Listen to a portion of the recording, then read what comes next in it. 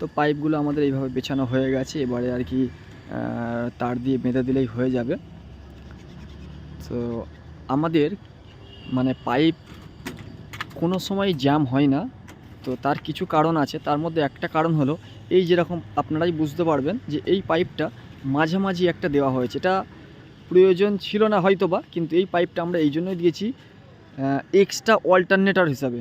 মানে ধরে নিন এই পাইপটা কোনো রকমভাবে বাই চান্স কোনো রকম একটা জ্যাম হলো, তখন আমরা এই পয়েন্ট থেকে ঘুরিয়ে নিতে পারবো ওয়্যারগুলো।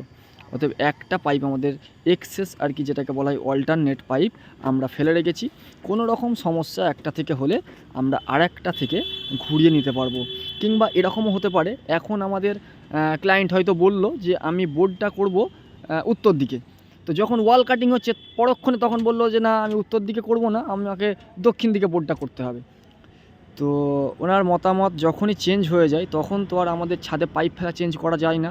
তো সেহেতু আমরা আগে থেকেই এমনভাবে পাইপটা ফেলে রাখি যে দেয়াল কাটার সময় আমরা ক্লায়েন্টকে বলে থাকি যে আপনি কোথায় কি বোর্ড লাগাতে চান আপনি আমাদের বলুন, তো সেইভাবেই আমরা ওয়ালটা কেটে বোর্ডটা লাগাবো। কারণ আমি জানি আমার হাতে পাইপ ফেলা আছে এমনভাবে আপনি যেখানেই বলেন না কেন আমরা বোর্ডটা সেখানেই করে দিতে পারবো। যেমন এই যে পাইপটা এই ওয়ালে দেওয়া আছে, আর একটা পাইপ আছে ওদিকে ওয়ালে, আপনি চাইলে ওদিকেও বোর্ড করতে পারেন, আর চাইলে আপনি এদিকের বোর্ডেও করতে পারেন। কারণ আমাদের পাইপটা পুরো একদম মাঝখান থেকে জংশন করা আছে। প্লাস সামনের যে 3টে পয়েন্ট আছে, মনে করলে আপনি এই কোণের বোর্ডেও করতে পারবেন, আবার চাইলে দক্ষিণ দিকের কোণেও করতে পারেন। এমনকি আপনি যদি চান যে একদম লাস্ট পয়েন্টটা 30 ফুট দূরের পয়েন্টটা যদি মনে করেন আপনি হাতের কাছে এখানে করবেন সুইচটা, সেটাও কিন্তু করতে পারবেন। তার কারণ হলো আপনি দেখুন প্রতিটা পাইপ আমাদের একটা করে প্যারালালি যোগ করা আছে, আর মেন লাইনগুলো তো আমাদের একটা একটা আলাদা দেওয়া আছে।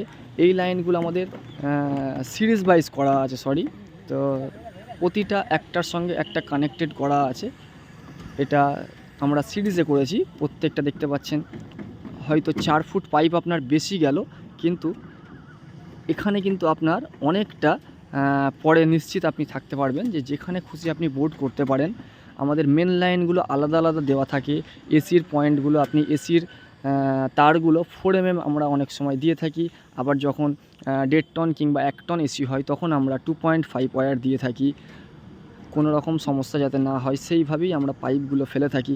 পাইপগুলো যাতে জ্যাম না হয় আমরা প্রতিটা সার্কুলার, আগের ভিডিওতেও আমি বলেছি আর এটাতেও বলছি, এইভাবে আমরা বেঁধে প্লাস্টিক দিয়ে দিই প্রতিটা পাইপের মুখে। এই পাইপটা আলম দেখা, এই পাইপে অনেকে দেয় সেলুটেপ, আমরা দিই এইভাবে পানের মতো করে আমাদের প্লাস্টিক দিয়ে তারপরে লাগানো হচ্ছে।